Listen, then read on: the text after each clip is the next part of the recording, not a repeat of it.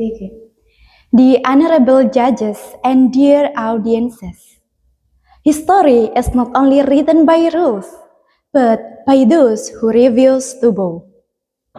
Hi, my name is Asfi Atiyah Kuina Avero. Would like to tell something about Captain Patimura and the resistance against Dutch colonial rule. On a small island called Saparua, during the era of Dutch colonial rule, a voice rose from the people. A voice that didn't ask for permission. A voice that didn't accept injustice. A voice that said, enough is enough. The voice belonged to Kapiten Patimura. In the early 19th century, the people of Maluku lived under heavy colonial pressure. Their land was controlled, their labor was exploited, and their dignity was ignored. After the Dutch returned to Maluku in 1816, they imposed forced labor, high taxes, and unfair treatment toward local soldiers and civilians. From among the suffering people emerged a leader named Thomas Matulesi, later known to history as Kapiten Patimura. He was not a king. He wasn't born into power. He was a man, the people, brave, disciplined, and deeply committed to justice. Standing before his people, Patimura didn't speak with fear. He spoke with conviction. He declared, "We were born on this land, and no one has the right to take our freedom away." His words ignited hope that had long been buried under oppression. Inspired by his leadership, the people of Maluku united. Farmers, fishermen, and young men stood side by side. Together, under Patimura's command, they launched an attack on Fadur state, a powerful symbol of Dutch authority in Saparua. The attack was swift and determined.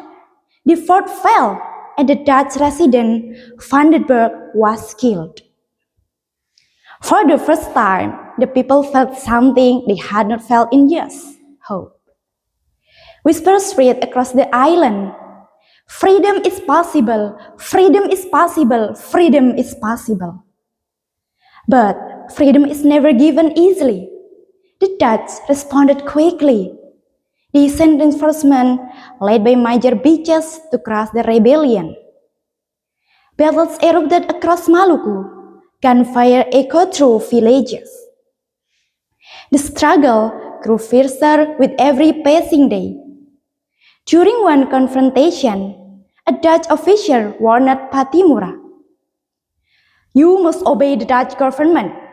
Resistance will only bring destruction." Patimura answered firmly, "Obedience without justice is not peace, it is slavery." The Dutch claimed power. Patimura claimed dignity. Even as the situation grew darker, Patimura never abandoned his people. He would say to the soldiers, "Don't fight because you want to win. Fight because you refuse to live as slaves." Despite their courage and unity, the Dutch force eventually regained control. Through betrayal and superior weaponry, Patimura and several of his loyal companions were captured. They were taken to Fort Victoria in Ambon, where they faced public execution. Standing before the gallows, Patimura didn't beg, he didn't tremble. He stood calm, strong, and dignified. It was as if he was saying, "You might end my life, but you will never end our resistance." On December 16, 1817, Kapiten Patimura was executed by hanging. Ladies and gentlemen, Patimura's story didn't end at the gallows, because his death was not an end. It was the beginning of awareness warns that freedom demands courage, warns that resistance is born from dignity. The Dutch believed they had crushed a rebellion, but in truth, they had created a symbol.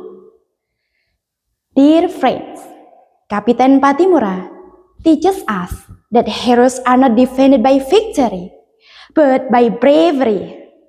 He stood when silence was severed. He spoke when fear was slaughtered. And today, his voice still echoes through history. Freedom is worth fighting for.